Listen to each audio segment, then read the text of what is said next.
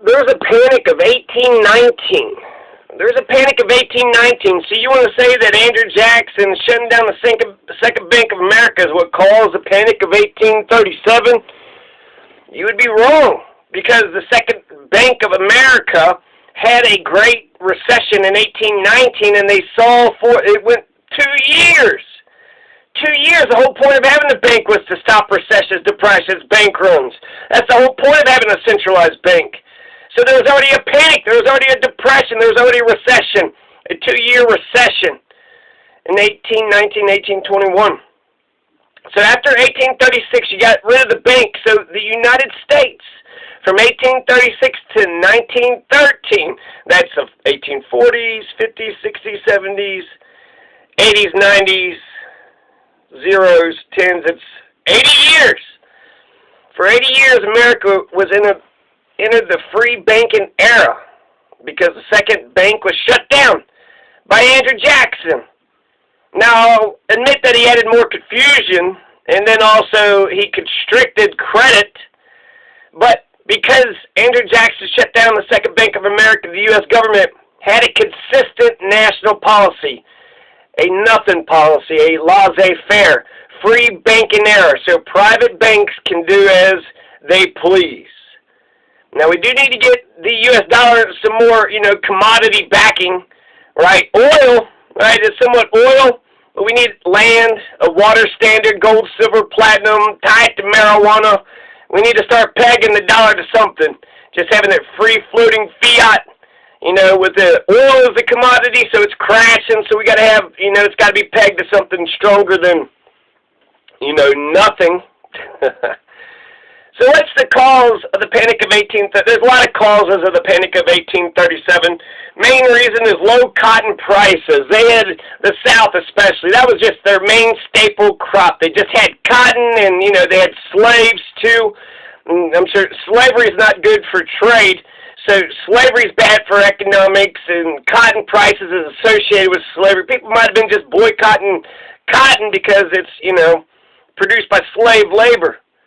There's restrictive lending policies in Britain. They blame that too. The land bubble is out of control, over speculation on land, especially Western lands, by stupid, foolish investment bankers. There's a collapse in land bubble, land speculation of Western lands. Kentucky, Tennessee, Ohio, Indiana, Illinois were the Western lands at the time. So poor banking practices in general. There wasn't no FDIC at the time, no deposit insurance, up to $100,000. State banks maintained unsafe reserve ratios. They didn't have sufficient capital requirements, excess reserves, so-called excess reserves, and banks to limit bank runs. So slavery, right, it's not fair competition. You can't have a fair contract. And then, for Adam Smith, the whole thing about the free market is you got two independent free agents, making a deal. So slavery is just terrible for, mankind, humanity, but it's also bad for the economy too. So, especially for the slave, right? So, poor education. There wasn't any public schools at the time. Most Americans are stupid, so therefore the financial chicanery and the silver-tongued bankers spitting out their bullshit jargon fooled a bunch of American commoners. Martin Van Buren, even though he had those badass mutton chops, he was a douchebag. So just like Herbert Hoover in 1929, Calvin Coolidge, Warren G. Harding, right, in the so-called artificially created roaring 20s booming economy, it's bad enough that the economy is fucking up on its own because technically the governments can't do shit. Markets just control themselves. You got the magical invisible hand of the free market that dictates of people's demands and overall supply is, that's all. But having a douchebag, as a captain at the helm of a ship, that doesn't help anybody. Martin Van Buren, he was more laissez-faire capitalist than Stalinist, Maoist, communist. He was non-interventionist. Van Buren, this is, Andrew Jackson's personally selected successor. He believed in deregulation. And, it could have, some people say there really wasn't much of a panic and that his economic policy actually worked. But I'm going to go with the official version for now. The panic happened 5 weeks into Martin Van Buren's presidency. So to blame it on Andrew Jackson and closing the bank, well, it's Martin Van Buren. He's a brand new president. He wasn't doing any government intervention. He wasn't doing emergency relief or public projects. In the 1830s, it was all about free trade. This is the free banking era. So banks are doing as they please.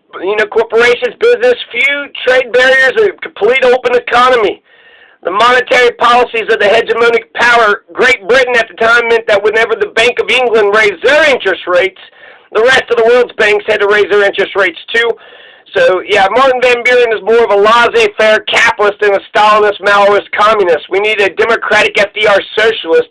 Do something to, shock the economy into, back on track. Get the people back to work. But instead, the Panic of 1837 is going to be 6 to 7 years. And they call it a recession, but over 2 years, if you were in a recession for 2 years, that's a depression. So the 1837 Panic is a depression, 6 to 7 year depression. You had deflation in wages and prices. Cotton prices are going to stay very low until well into the 1840s. Small farmers declared bankruptcy. Their land and slaves were sold at auction to the richest slave and landholders in the region. Then they had to become sharecroppers or a yeoman farmer on their few acres. So when the cotton market recovered, the only people that owned all the good land in the South were the affluent slave owners. So this was good for the 1%, and the slave owners wasn't good for the slave, wasn't good for the working man. 194 of 729 banks closed. So farmers, laborers, there's price deflation, wage deflation, debt default spirals. So the commoners getting hit hard. By the summer of 1842, 8 states and the Florida Territory all defaulted on their debts. So 9 states went bankrupt, angering British creditors, and then that caused a worldwide economic collapse. That's 1837, so there's no internet, no radio, no railroads, no tarmac, paved roads, no interstates.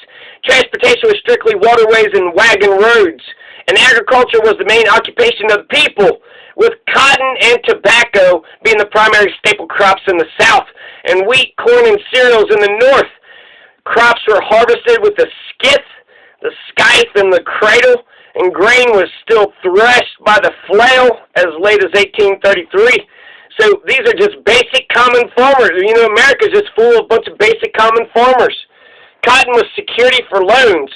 So because the South relied on cotton, they borrowed from the bank, and the cotton itself was a security. So farmers would always, to get money to pay for the machinery and the labor, to harvest their cotton, they would borrow money, and the cotton was a security for their loans. Cotton was king, but the 1837 Panic, America's cotton kings went bankrupt, and they defaulted. The Hessian fly and the winter kill also killed the wheat crops. So the price of bread went sky high, starving the American laborer. So cotton prices, they're dropping. The price of bread is going sky high because you don't have as much wheat, so you have less wheat, right? You don't have a good wheat crop, and the price of cotton, for whatever reason, because there's too much cotton, they're just, dropping. So you got a cotton bubble. You got way too much cotton. And then the prices, for the workers and the farmers, they're going to get less money for cotton and wheat. That's bread and clothing that hurt government schools because the governments were getting paid with taxes from cotton. They increased the trade deficit, the U.S. dollar struggling, especially against the British pound sterling, and, of course, against gold and silver. The U.S. dollar, actually, there was no U.S. dollar. What am I talking about? There's no U.S. dollar. So our currency were banknotes, state banknotes. So that had to, that added to the struggle, too. The U.S. also withdrew from international money markets. Only in the late 1840s did the U.S. re-enter the money markets. So Americans said, we're out of the money markets. Fuck this money market bullshit. So the 1837 Panic was bad. It was bad. 25% unemployment. That's Great Depression levels. Workers lost their jobs. Businesses failed. Banks collapsed. Prices declined. Just overwide deflation. At first, at West, Ohio, Indiana, Illinois, they didn't feel much pressure. So those three states didn't feel much pressure because they had good crops in 1837, but the bank losses in New York were $100 million, and now the 850 banks, 343 were shuttered permanently, 62 partial fails, bank shocked trauma. So this is saying 343 out of 850, and then I just saw this was 194 out of 729. So they're adding more total banks, but they're also adding more total banks failed. So it seems about the same proportion, right? Out of 850, 304, so that's what? About a quarter, about 1/4 of all the banks are going to collapse. So you're going to sit there and say, what? Just because the price of cotton, just because you had you had too much cotton in the market and the price of cotton went down, just because cotton collapsed, just because cotton crashed one commodity, that could wreck the entire world's economy? Yeah. Yeah, most were farmers. Most are dependent on cotton and tobacco. So when their crops didn't put out, the investment firms had collapsed. They caused, whenever there was just one investment firms, in the 1857-1873 panics, that, caused the entire row of dominoes to fall over. The entire economy crashed in 1873 in America because the J. Cook and Company collapsed. This was an investment firm. And then in 1857, the American economy collapsed because the Ohio Life Insurance and Trust Company collapsed. So you have these big investment firms, they collapse, and then it just, starts this sort of domino effect, and then everybody's, fucked. So it's kind of crazy that just one single investment firm caused, the 1857 depression and 1873 depression, but it's not, since that's what happened, then to think that cotton could collapse the economy, it's not too far, of a stretch. So the wheat crops are failing, cotton prices are dropping, the variety of currency, there's a lot of confusion. All the state banks had different bank notes. Only silver and gold was the currency at the time, so any, silver or gold certificates or silver and gold coins themselves.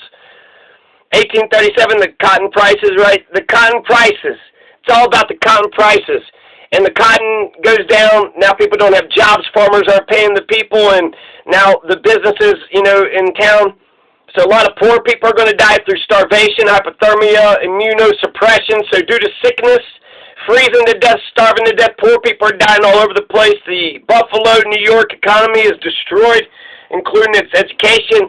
Whatever education system they had, 1841, 1842, Florida, Mississippi, Arkansas, Indiana, Illinois, Maryland, Michigan, Pennsylvania, and Louisiana all declared bankruptcy. States, American states are insolvent. Arkansas, Florida, Michigan, and Mississippi in particular defaulted on $14 million worth of debt.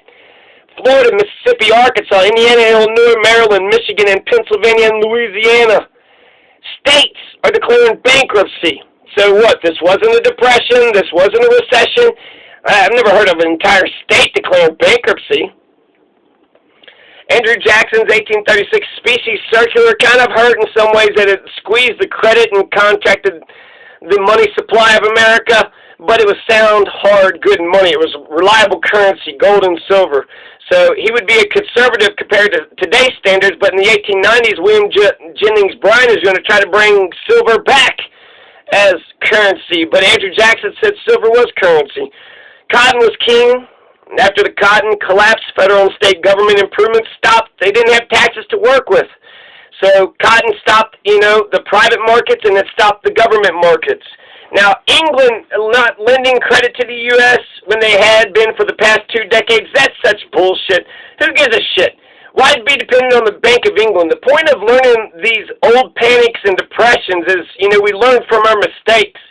So if there's something to be learned from 1837 panic, you don't put all of the economy on one single commodity, especially a crop, which is, basically the weather, the seasons. It's dependent on, every year you don't know how crops are going to do. So to put it on oil, to put it on cotton, to put it on gold, you shouldn't put it on, just peg it on one single commodity. You should peg it on, many commodities and many.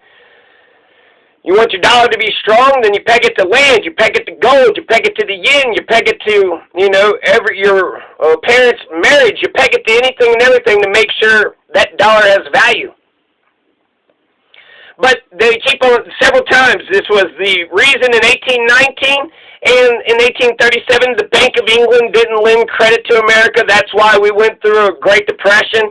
Well, why be dependent on any foreign banks? If England says no, you do have France, Germany, Netherlands, Russia, Switzerland. Switzerland, they got all the money in the world. I believe whatever Switzerland came up with, knowing they'd be biased for themselves. I mean, Switzerland has just got a sterling reputation. But, why look to foreign banks? Look to ourselves. Abraham Lincoln said, fuck it, and printed up U.S. dollars out of the void, out of the blue. And now look, the entire world, we own the world because of the greenback jack. So thanks, Abraham Lincoln. Thanks, Abe. Thanks, Honest Abe. Nobody ever gives old Abe credit. But yeah, being dependent on the Bank of England, they didn't lend us credit. Who gives a shit? Fuck the Bank of England. They're not giving us credit. But that's what they said most things were built on. But that's it, There's a reason Andrew Jackson was suspicious of the British. I mean, they killed, his two brothers and his mother. So why, you're going to let the Bank of England dictate to America? So the U.S. state banks, they made it worse. So it's a free banking era. They started calling in on their loans. They overextended their credit and printed up a bunch of worthless banknotes, pulled a Nicholas Biddle, and then called for all those payments back, early. So you got to, pay up, squeezing the client as hard as they can. Nicholas Biddle is the one that, tried to fuck the American people over. Nicholas Biddle is the reason why I know Andrew Jackson is right to shut the Second Bank of America down, because Nicholas Biddle fucked the American economy over intentionally just to get everybody on board and say, okay, Mr. Nicholas Biddle, you're the god, you're the king. We need to, make sure we bow down to you. Jerome Powell would be the Nicholas Biddle of today. Nicholas Biddle is going to be arrested, charged with fraud. He's going to be acquitted, but he's going to die 1844, just 3 years after the bank went dissolved, completely dissolved after 5 years of having no charter from the U.S. government, and he still was involved in a bunch of civil suits. So Nicholas fucking Biddle. Nicholas Biddle's a piece of, but the U.S. state banks were doing this. And so, okay, Bank of England isn't, extending credit, but the U.S. state banks, they're panicking. They always tell the people, don't panic, but it's the banks who are panicking. And they're squeezing everybody and saying, all right, we need your money, hurry up and pay up your loans. And they're like, well, shit, now people are defaulting on mortgages. Now people are losing their shit. Now everybody's panicking.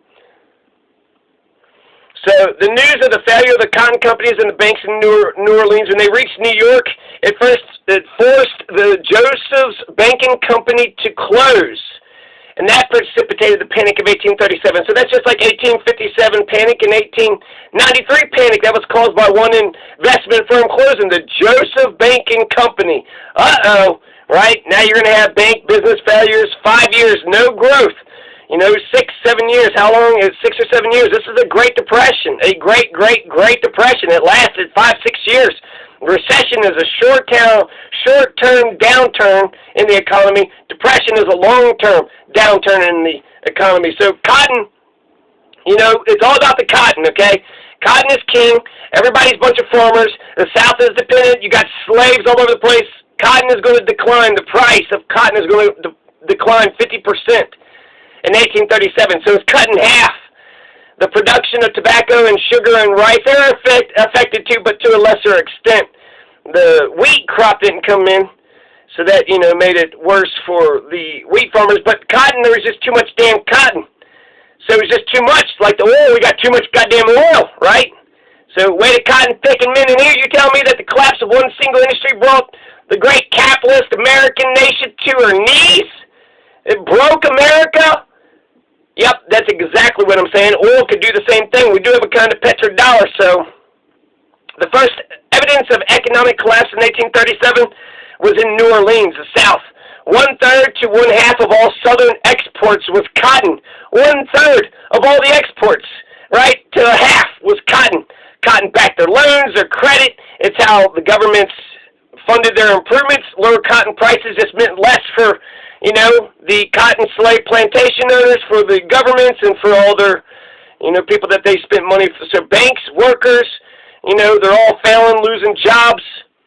And then apparently Mobile, I don't know if it was Louisiana or Alabama, but they shut down 9 out of 10 of their businesses.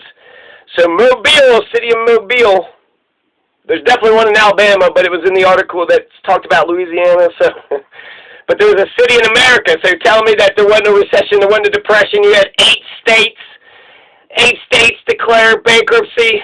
March 1837, Herman Briggs and Company, a major cotton commission house in New Orleans, declared bankruptcy. And then that prompted the New York Bill Brokerage Company, J.L.&S. Joseph and Company, to do the exact same.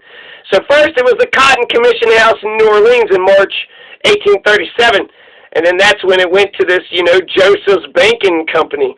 Oh, the Joseph Banking Company, they just failed. I guess we got panic and freaked the fuck out. May 10th, 1837, banks in New York City suspended specie payments, meaning they wouldn't exchange gold and silver for commercial paper. They suspended convertibility, right? Your paper notes, your goddamn bank notes, your U.S., whatever greenbacked dollar, U.S. bank dollars, your national bank, state bank, whatever commercial IOU, whatever promissory note IOU you got in your hand that is not silver and not gold, that's worthless. That is just worthless pieces of crap. You could keep your worthless goddamn commercial paper. It's about, it's worth a continental. But they're going to keep their silver and gold. Thank you very much. The price of a bond bears an inverse relationship to the yield, which is the interest rate. So 1837, planters planted too much cotton and there's a cotton bubble, right? Worst depression for the U.S. at the time. The worst depression at the time, Nicholas Biddle declares bankruptcy. He dies poor and disgraced, as he should, right? The credit system of the United States collapses. 90% of factories are shut down on the East Coast. 15% in New York City is unemployed. This is a free banking era. And they said that out of the whole free banking era, you had 850 banks closed, 60 partially closed.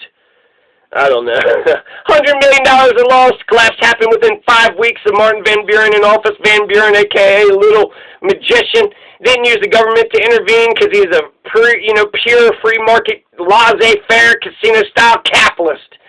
At the time, actually, Martin Van Buren spent $3,000 on landscaping. Nicholas Biddle greatly expanding credit. He greatly expanded credit after he had didn't have the U.S. funds in his bank.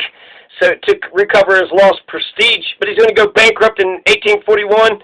He only lasted 5 years on his own without government backing, and then he's going to die 3 years later. So, oh my God, Wall Street's crashed. Give trillions of dollars to the big banks. Why would we do that? Look at Nicholas Biddle. Look at history. The big banks fucked America over just to prove a point. So if it wasn't for Andrew Jackson, we would have had Nicholas Biddle and the Second Bank of America fucking, America over for goddamn decades, centuries. So like Thomas Jefferson, Andrew Jackson actually thought the Second Bank of America was illegal, unconstitutional.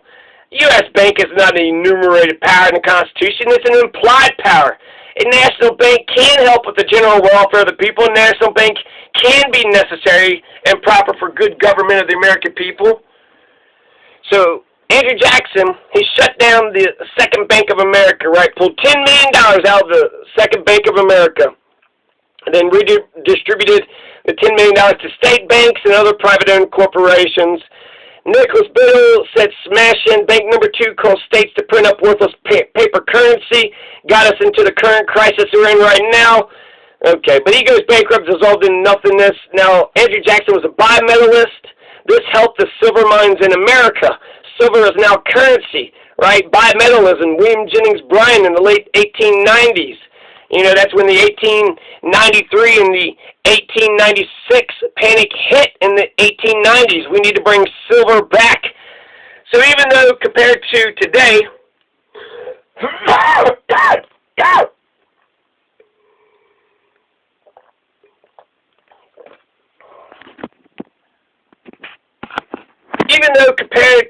today,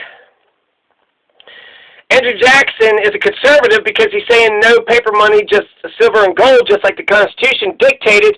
You got, a bunch of silver coming up from Mexico and China, so the economies of China and Mexico has helped out. So just to say that the Specie Circular of 1832, which mandated that western lands of Americas could only be purchased with silver or gold coin, an executive order, that's just good, hard, sound money. That's sound, reliable money. So because he shut the bank down, now we got to make sure we have reliable money. So they're saying because he didn't extend credit and print up a bunch of bank notes is what the solution is today. But the silver was legal tender. It was money. Silver was money. So he would be a conservative compared to America today, but he was a liberal compared to 1890s America. So the Second Bank of America was corrupt. So therefore, Andrew Jackson is vindicated. And the Second Bank of America is funding rampant speculation. They introduced hyperinflationary paper money, right? A bunch of fiat, monopoly, funny money. U.S. Bank dissolves in 1832, and the state-chartered banks in the West and the South relaxed their lending standards, and they maintained unsafe reserve ratios. So perhaps having a different national bank would have been better to make sure the state banks got their shit together, but you'd have to really look at all those state banks to make sure that they were really fucking everybody over. Not all of them did, right? It was only 8 states, but you already had, you had 5 states that didn't declare bankruptcy. So not all the state banks were fucking, the people were over. The second bank made the rich richer and the poor poor. So the banks were expanding credit up until 1836, right? He had to win the people over. So it was an artificial boom, artificial bust, just like 1929 Great Depression, right? The roaring 20s and then crash in 30s. What happened? Well, we had a lot of credit, and we thought a booming economy was happening, and then all of a sudden the big crash, right? The bigger the boom, the bigger the crash, or the bigger the artificial boom, then the bigger the artificial crash. Well, shit, if it's an artificial boom, then really nothing. What changed? Nothing changed.